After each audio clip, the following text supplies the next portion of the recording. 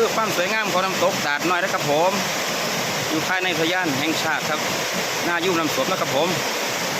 ผู้ใดผ่านไม่ผ่านมานี่ก็เอาแวะเที่ยวได้มาชมเลยด้วยครับผม